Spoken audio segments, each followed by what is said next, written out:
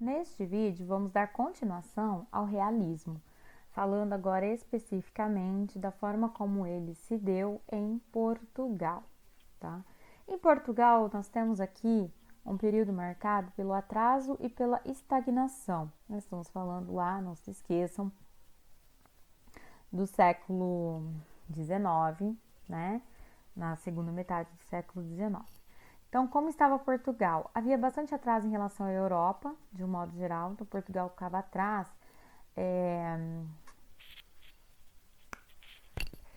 como dizer, tecnologicamente, ele estava atrás dos outros países da Europa, tá? Mesmo pertencendo à Europa. A maior parte da população ainda vivia no campo e não na cidade, né? O que também era algo que acontecia diferente no resto da Europa. E houve o período de regeneração aí, em que se teve conservadores e liberais, né, disputando poder, tá? As estradas de ferro eram o único sinal de modernização de Portugal. Então, toda outra parte, como o telégrafo, como algumas outras invenções, como elevadores e tudo mais, não tinha ainda, né? Só as estradas de ferro. O campo representava atraso e analfabetismo, porque não havia formação, estudo para esse pessoal. E a cidade, né, apresentava apenas o crescimento do comércio e não o crescimento da indústria. Naturalmente, né, todo aquele contexto vai acabar refletindo na literatura. O que aconteceu em Portugal nesse período? O que aconteceu foi um embate ideológico que ficou conhecido como a questão Coimbra. O que foi a questão Coimbra? Os centros universitários, né, no caso que eram as marcas de progresso do, de Portugal, né, tanto que muitos brasileiros, né, de famílias abastadas iam fazer faculdade, iam estudar em Portugal, né, claro que não havia universidade no Brasil ainda. Esses centros universitários, eles acabaram sendo palco de uma disputa ideológica literária, né? Dois posicionamentos diferentes em relação à literatura foram vistos nesse momento. Dentro da Universidade de Coimbra havia um grupo de discussão sobre literatura. E dentro desses grupos é que surgiu então essa disputa entre a nova literatura e a literatura da época, tá? Até então a literatura contemporânea.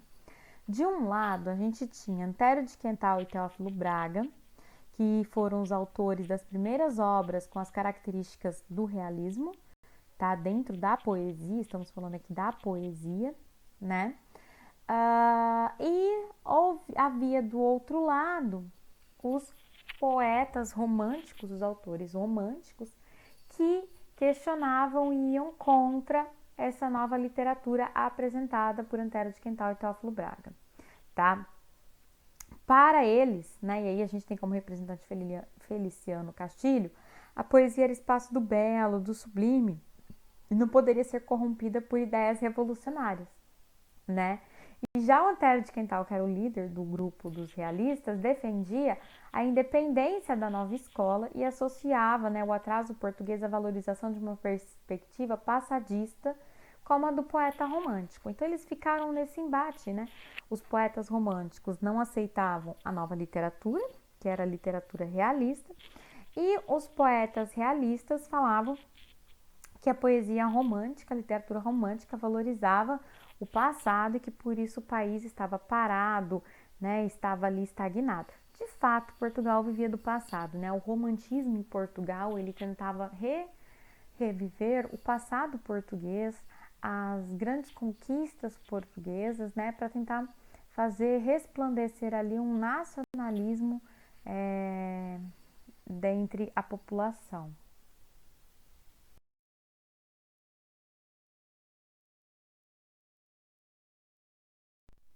Aquela discussão que eu disse para vocês, né, da questão Coimbra, ficou conhecida como questão Coimbra porque os embates se davam dentro do centro universitário da Universidade de Coimbra, ela partiu também para publicações em jornais, tá? Então eu trouxe aqui alguns trechos, né, que mostra pra gente o que foi publicado. Então aqui a gente tem um trecho de uma carta escrita pelo Antero de Quental, né, em resposta ao Castilho, né, quando falou sobre a poesia de Antero. Então, olha lá. Ora, há uma coisa que o senhor Castilho tomou à sua conta, que não deixa em paz, que nos prometeu destruir. É a metafísica, é o ideal. O ideal quer dizer isto: desprezo das vaidades, amor desinteressado da verdade, preocupação exclusiva do grande e do bem, desdém do fútil, do convencional, boa-fé, desinteresse, grandeza da alma, simplicidade, nobreza, soberano bom gosto e soberaníssimo bom senso. Tudo isto quer dizer esta palavra de 5 letras, ideal. Mas, exilmo Senhor, será possível viver sem ideias? Esta é que é a grande questão. Em Lisboa, no curso de letras, na Academia do Conselho Superior, no Grêmio, nos saraus de Vossa Excelência, dizem-me que sim, e que é mesmo uma condição para viver bem. Fora de Lisboa, isto é, no resto do mundo, em Paris, Berlim, Londres, Turim, Göttingen, New York, Boston, países mais desfavorecidos da sorte, na Velha Grécia também, e mesmo na Roma Antiga, é que nunca puderam passar sem essas magníficas inutilidades. Então vejam, o Castilho, ele dizia que a poesia era o lugar do belo e que você não deveria se utilizar de ideias, né? Como dizer, do racionalismo dentro da poesia, né? E aí, Antero de Quental vai questionar, bom, só aqui, né, que não se pode utilizar do racional, do mundo das ideias, né, dentro da literatura, porque no resto do mundo nunca viveram sem isso, né? Então o senhor Castilho fala que isso é inútil, né? Mas no resto do mundo não se vive sem. Para defender, né, que se é tão importante o racional, por que ele não pode ir para a poesia ou para a literatura? Veja que houve um embate, mas foi um embate ideológico, né? Cada um defendendo. Claro, né, que o Castilho respondeu a esta carta e o Antero respondeu e foi nessa disputa, batalha, enfim, quase como ocorre hoje, né, nas redes sociais.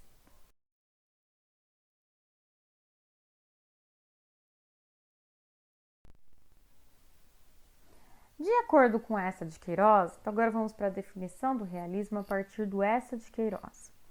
O realismo é a negação da arte pela arte, é a proscrição do convencional, do enfático e do piegas, é a abolição da retórica considerada como arte de promover a comoção, usando a inchação do período, da epilepsia da palavra, da congestão dos tropos, é a análise com o fito na verdade absoluta. Por outro lado, o realismo é uma reação contra o romantismo. O romantismo era a apoteose do sentimento. O realismo é a anatomia do caráter, é a crítica do homem.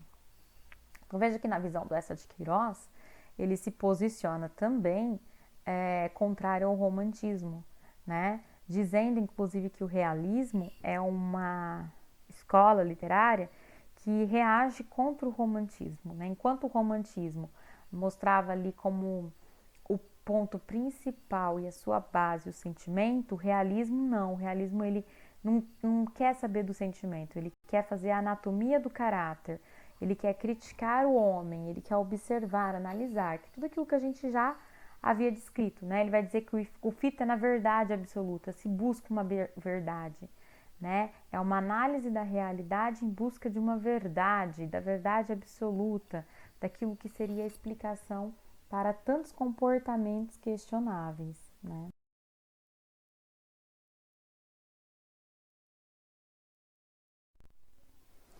Vamos então para a análise, né? Nós temos aí agora para ver a obra da geração chamada Geração de 70, né? Que conseguiu seu objetivo, né? O objetivo era o espírito reformista, que contaminou as pessoas, então é essa ideia do novo, né? De parar de viver do passado, de apreciar o novo, né? De buscar um futuro. E ao mesmo tempo, né? Tem a questão da desilusão, porque a revolução ideológica e transformações sociais foram fracassadas, né? Embora eles quisessem implantar essa nova ideologia do novo, do vamos abandonar o passado, vamos criar uma nova estrutura, um novo pensamento, vamos transformar a nossa sociedade, vamos evoluir, vamos parar de viver do passado, vamos acabar com a estagnação em que se encontra Portugal, né? Vamos fazer o país despontar aí e tudo mais. Apesar disso tudo, não conseguiram, tá? Portugal ainda viveu com aquela síndrome do país inferior, como se não pertencesse à Europa, né? Ainda continuou glorificando e exaltando o seu passado, não pensando no seu presente e no seu futuro, ainda sem um investimento adequado para as transformações científicas, industriais e tudo mais, tá? Então, ao mesmo tempo que conseguiu contaminar as pessoas com o espírito reformista, né, de reforma, de mudança, não alcançou o que se era esperado, né? Fracassou-se as transformações esperadas.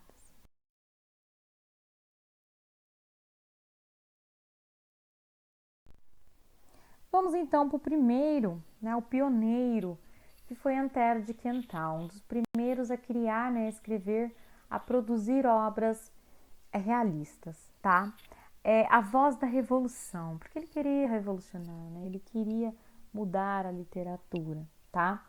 Ele é considerado um dos 3 maiores sonetistas da língua portuguesa, ou seja, um dos 3 poetas que melhor produz soneto. Então, só para relembrar, soneto, né? Aquele tipo de poema com estrutura fixa, né? 4, 4, 3, 3, só para a gente não esquecer. Então, a gente tem aí Camões em primeiro lugar e Boccaccio em segundo, e Antero tá ali também, né? A literatura para ele via a literatura como instrumento de transformação social, então ele tentava passar a ideia de que era necessário focar no presente, né? E ele apresenta 4 fases ou 4 momentos da literatura, né? A primeira é a expressão do amor, né? O platonismo revisitado, é uma poesia mais ligada ao romantismo, né? Ainda sem as novas ideias que são típicas do realismo. Depois ele tem uma poesia revolucionária, que é a explicitação das preocupações sociais, que aí entra bem no realismo. Depois ele tem um momento de poesias pessimistas, que mostram o desejo de evasão, né, de fuga. E por último, ele tem uma busca de uma solução metafísica, né, busca por uma solução metafísica aí para tudo que está acontecendo. Vamos lembrar o que é metafísica, né? Física ou físico é tudo aquilo que a gente percebe, vê, toca, né? Metafísica é aquilo que está além da matéria, então além do físico, tá? Então seria aí questões espirituais, né? Então quando eu falo em metafísica, eu sempre me refiro a algo que é além do físico, tá? Então eu estou me referindo a algo que é de ordem espiritual.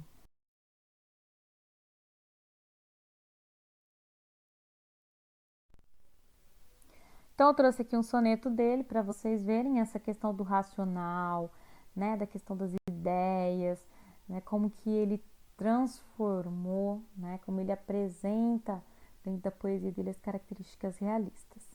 Aquela que eu adoro não é feita de lírios nem de rosas purpurinas. Não tem as formas lânguidas divinas da antiga Vênus de cintura estreita. Não é a Circe cuja mão suspeita compõe filtros mortais entre ruínas, nem a Amazona que se agarra às crinas de um corcel e combate satisfeita. A mim mesmo pergunto, e não atino, com o nome que dê a essa visão, que ora mostra, ora esconde o meu destino. É como uma miragem que entrevejo, ideal que nasce na solidão, nuvem, sonho impalpável do desejo. Então veja que é um poema que fala, né, destinado a alguém, né? E a gente pensa, aquela que eu adoro não é feita, a gente pensa, ele tá falando de uma mulher, né? Na verdade, gente, é a razão. A grande musa do Antero de Quental é a razão. Tem até um poema dele que se chama Aí na Razão, né? Ele exalta a razão. Então a razão é aquela que não é feita de nada idealizado, né? Então, no caso, lírios, rosas, não tem formas, né? Não é uma mulher, nem não é uma mulher bela e idealizada como acontecia no romantismo, né? É, então ele mostra aqui como que como que se posicionava contrário às ideias românticas, né? Olhem a última estrofe, é como uma miragem que entrevejo, ideal que nasceu na solidão, nuvem sonho impalpável do desejo, né? Então, não dá para concretizar a razão, que é a grande musa inspiradora dele, Então acaba ficando ali no desejo, embora ele pense, né, com a razão.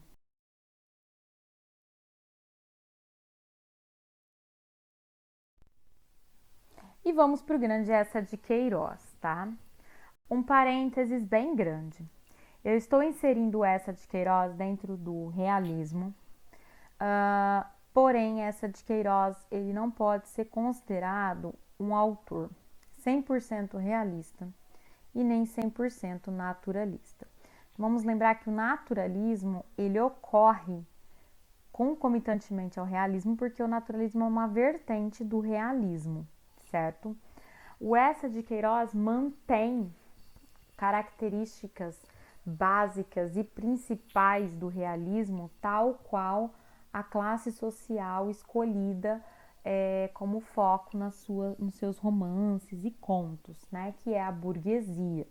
E ele analisa o comportamento individual, então faz uma análise psicológica do comportamento individual, tudo isso liga ao realismo.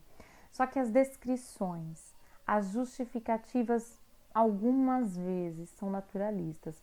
Então Essa de Queiroz ele é mais realista, mas ele tem traços naturalistas. Então o ideal é dizer que o Essa de Queiroz ele é um autor realista naturalista, tá? Mas vou apresentá-lo dentro do realismo. Bom, a gente pode resumi-lo como o destruidor das ilusões românticas. Ele vai destruir todas as ideias românticas, ele vai acabar com aquela visão linda, maravilhosa e fofa, né, do amor e das relações entre homens e mulheres que se apresentavam nos romances românticos, tá? Então ele vai acabar com tudo isso. Ele vai mostrar um olhar impiedoso sobre os homens e as mulheres de seu tempo. Ele não vai ter piedade na hora de mostrar, de revelar, de fazer investigação, de criticar e tudo mais, tá? E ele também vai traçar um perfil literário do seu próprio país, que começa com cenas da vida e que foi considerado cenas da vida portuguesa. São 3 obras que traçam um perfil de Portugal, só que de forma literária. Então, o primeiro seria o Crime do Padre Amaro, em que ele vai questionar a igreja. Depois, o Primo Brasílio, em que ele vai questionar o casamento. E depois, os Maias, em que ele questiona o comportamento da elite.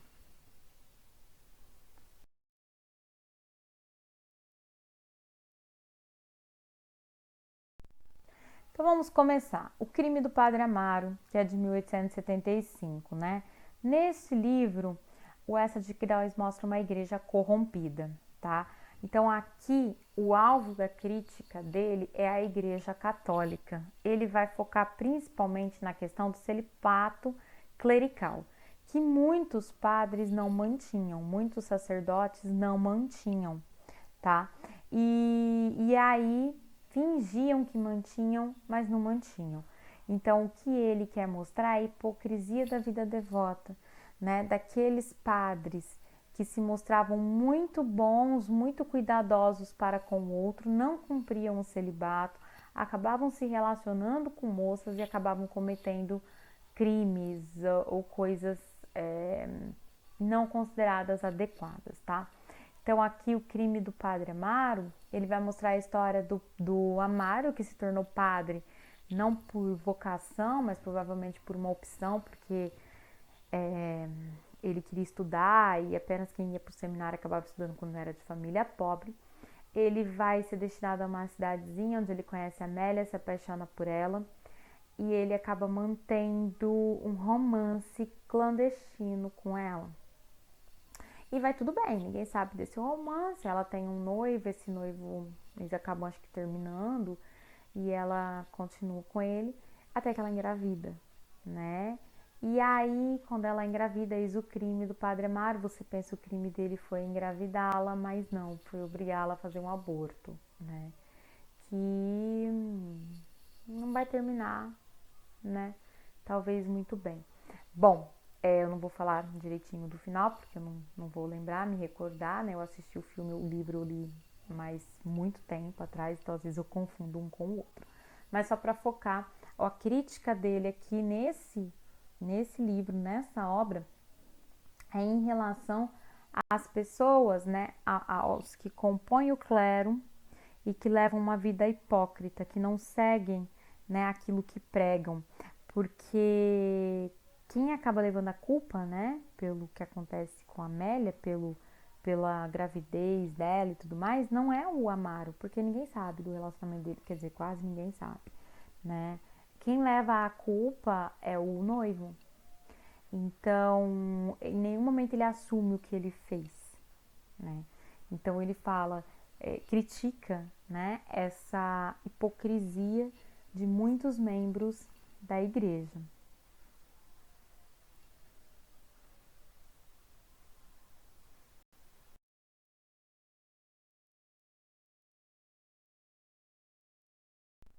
Para quem se interessar, né, tem o filme, esse filme vocês podem encontrar no YouTube. Só que o final dele não bate 100% com o do livro, tá? Há uma diferença. Mas dá para vocês perceberem e verem o estilo do.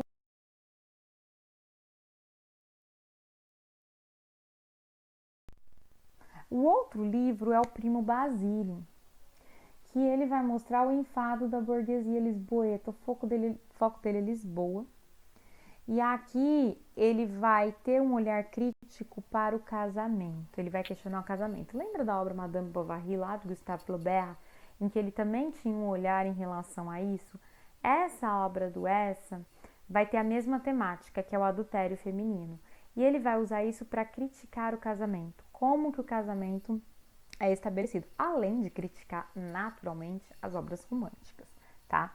Ele vai mostrar o casamento como uma instituição representativa da hipocrisia, hipocrisia burguesa, né? Por quê? Porque a educação das moças é baseada nos princípios românticos. E aí elas têm uma visão do casamento distorcida, que não é a visão real do casamento. Não é a visão adequada que se tem do casamento. Elas vão sonhar com algo que não vai se concretizar, tá? E isso mostra a falta de preocupação com as instituições sociais. Então, veja, ela vai para o casamento com uma perspectiva que não é de fato a realidade. Então, ela é criada para sonhar com o príncipe, com o amor, porque todas as obras que ela lê são românticas, em que mostram sempre o homem que vem salvá-la, a felicidade alcançada, o amor, aquele frio na barriga e tudo isso, sendo que na época o casamento era feito por arranjo, por interesses, né? Ele era um negócio até, né? O casamento ele era estabelecido e realizado não por amor, mas por questão de parceria, por escolha nem da própria moça, né? Mas pelo rapaz ou pelo pai, pela mãe, enfim, né? Então ele vai questionar e criticar isso, né? Qual que é a história? A Luísa, ela se casa e ela não é uma moça lá muito satisfeita com o casamento, ela não ama o marido, Jorge. E aí o primo dela, o Basílio, volta, né, vem visitá-la. Quando jovens eles tiveram uma fé, mas o Basílio ele era aproveitador, enfim, gostava de seduzir as moças. E ele vem, e por isso acabou não dando certo. E ele vem agora, depois que Luísa está casada, para tentar, né, seduzi-la. E é o que ele vai fazer. Seduzir Luísa. Ele vai despertar nela tudo aquilo que ela sonhava que alguém despertasse, que o seu marido despertasse, que era aquilo que ela lia nos livros.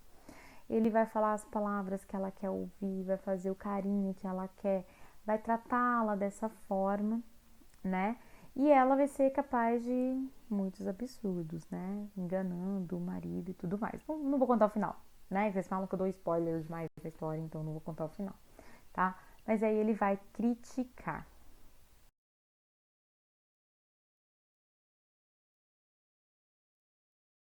Trouxe para vocês dois trechos, tá, do livro.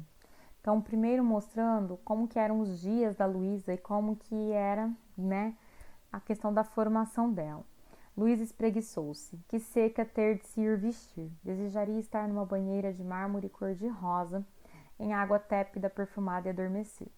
Ou numa rede de seda, com as janelas cerradas, embalar-se ouvindo música, sacudiu a chinelinha. Esteve a olhar muito amorosamente o seu pé pequeno, branco como leite, com veinhas azuis, pensando numa infinidade de coisinhas. Em meias de seda que queria comprar, no farnel que faria Jorge para a jornada, em 3 guardanapos que a lavadeira perdera. Tornou a espreguiçar-se e, saltando na ponta do pé descalço, foi buscar ao aparador, por detrás de uma compota, um livro um pouco enxovalhado. Veio estender-se na Voltaire, quase deitada, e com o gesto acariciador e amoroso dos dedos sobre a orelha, começou a ler, toda interessada. Então veja que aqui ele mostra uma rotina dela, que é uma rotina focada no tédio. Luísa não faz nada. Ela tem empregada para tudo. E aí a única coisa que a Luísa faz é ler, né? E o livro que ela está lendo é um livro romântico, tá? Então ela vai idealizar aquele homem apaixonado, aquele homem romântico e tal. Se eu não me engano, o livro que ela está lendo aqui é Os Três Mosqueteiros. E é o que ela tem para fazer. Veja que ela tem preguiça até de ir se vestir, né? Ela sonha estar num outro lugar, fazendo nada, adormecendo numa rede, deitada. É o tédio. É o tédio, né? A Luísa não faz nada, ela tem empregada para tudo. E aí o tédio, né, a deixa também uma pessoa insuportável, né? Porque ela maltrata a empregada. Vamos ver isso.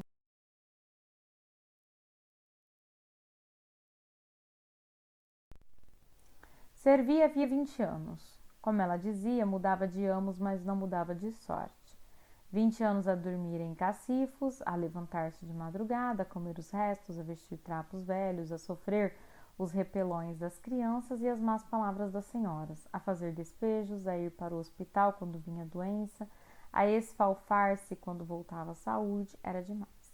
Tinha agora dias em que só de ver o balde das águas sujas e o ferro de engomar se lhe embrulhava o estômago. Nunca se acostumara a servir. A necessidade de se constranger trouxe-lhe o hábito de odiar. Odiou sobretudo as patroas com um ódio irracional e pueril. Tivera as ricas com palacetes e pobres, mulheres de empregados, velhas e raparigas coléricas e pacientes. Odiava a todas, sem diferença, é patroa e basta. Aqui é a Juliana. O autor está falando da Juliana, que é a empregada da Luísa. E a gente percebe que ela odeia os patrões. Não é porque é a Luísa, ela odiava todos, porque eles sempre se mostram superior, né? Ela sempre sofre maus tratos, ela vive numa condição que ela não gosta, tem que receber ordens, tem que limpar, tem que enfim e tal, não sei o quê. E ela, né, quando tiver a oportunidade, vai ter, né, descobrir que a Luísa tá tendo um relacionamento extraconjugal, ela vai chantagear a Luísa, então ela vai se tornar a vilã aqui da história, né? Mas o porquê? Há um motivo. Então vejam que aqui dentro dessa obra, o Eça de Queiroz vai questionar o casamento, né? E vai mostrar o erro na criação, na educação fornecida a essas moças, né? Mostrando que o adultério feminino não é que ele seja aceito, mas que ele ocorre e é culpa de toda a sociedade. E também vai mostrar, né, no caso da Juliana, por que ela se tornou tão má com a sua dona, por que ela chantageou a Luísa, que tem a ver com a forma como ela era tratada, porque não havia compaixão para com os empregados, né? Enfim.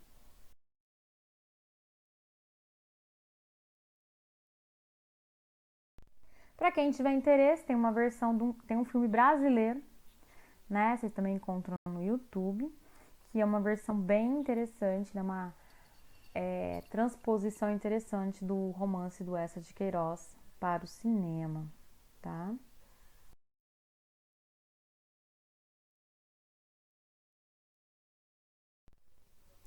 E por fim, nós temos os Maias, que mostra o retrato impiedoso da aristocracia, ou seja, da elite, do pessoal rico, de grande poder, né, de Lisboa.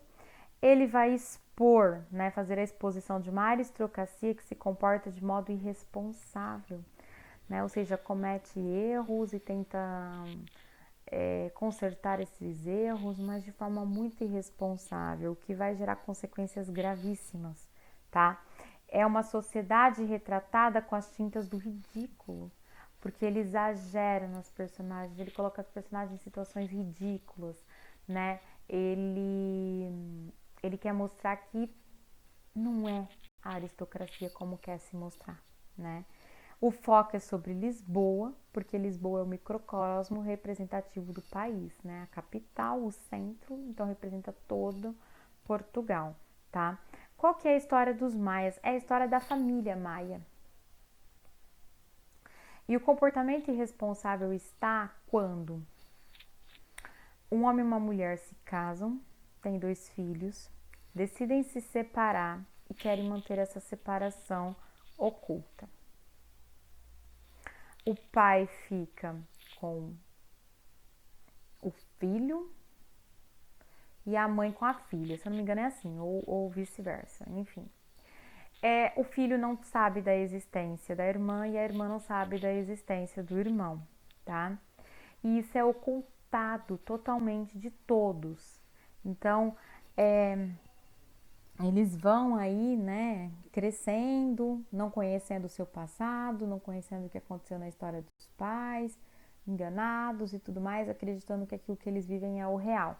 Até que, num determinado momento, né, esses 2 se encontram, se apaixonam e acabam tendo um romance. E aí, né, o avô, né, do menino, ele acaba tendo que contar a verdade, que eles são irmãos e que foi uma irresponsabilidade de toda a família esconder essa separação, a existência um do outro e tal. Mas aí o mal já está feito, né? Porque esses 2 jovens estão apaixonados e são irmãos, né?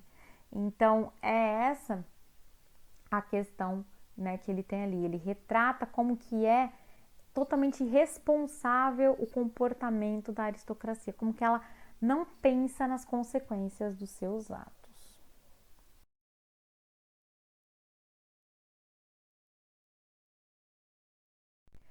Os Maias, gente, é composto por 3 livros, né? 2 ou 3, não vou lembrar agora muito, que são bem grandes, bem longos, tá? No Brasil mais uma vez, adoro as obras portuguesas, fez-se a adaptação dessa obra, só que em forma de minissérie, que é a minissérie Os Maias, tá? Então, se alguém tiver interesse, quiser assistir aí, não sei se tem no Globoplay, mas no YouTube às vezes a gente acha, certo? No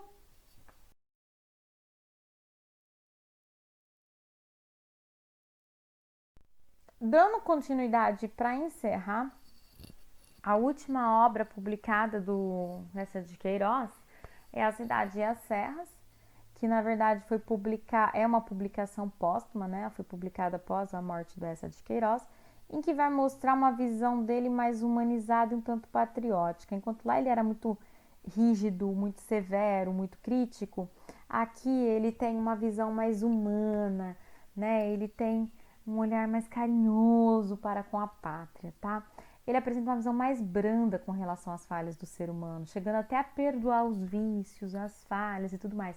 Ele era extremamente impiedoso nos outros romances. Aqui não.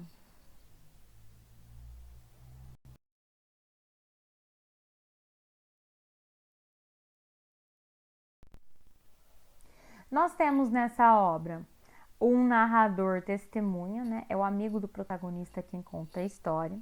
A gente vê aqui uma crítica à vida moderna e à revolução industrial, né?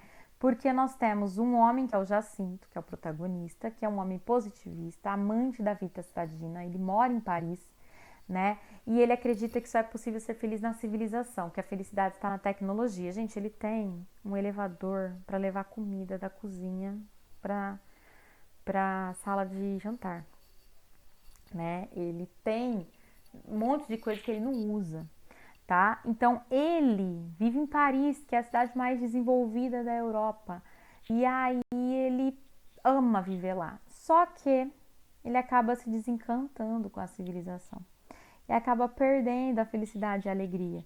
Né? Começa a acontecer umas coisas, ele percebe que as pessoas estão com ele por interesse, ele vê que tudo aquilo que ele tem às vezes é inútil, desnecessário, né? E ele acaba aceitando o convite de um amigo que mora, né, numa cidade meio que rural, provinciana, em Portugal, e ele vai para lá. Mas ele leva muita coisa desnecessária, muita coisa que ele não vai utilizar, porque ele está apegado, tá? E nessa cidade, nessa região, ele começa a ajudar as pessoas, né? E nesse momento que ele começa a ajudar as pessoas, ele acaba encontrando a verdadeira felicidade e percebendo que a felicidade não está na tecnologia, né? Está, na verdade, no modo como ele se relaciona com os outros e com ele mesmo. Algumas pessoas, né, veem esse Jacinto como uma reencarnação de Dom Sebastião. Dom Sebastião é aquele rei que prometia acabar, né, que os portugueses colocavam muita fé que libertaria Portugal das garras da Espanha, enfim, e acabou não acontecendo, morreu muito jovem, desapareceu, enfim, tá?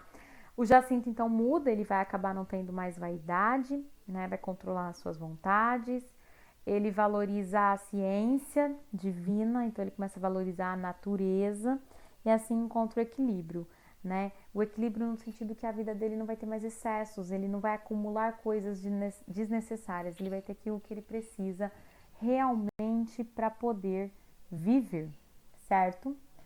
No próximo vídeo, a gente vai falar sobre a literatura realista no Brasil.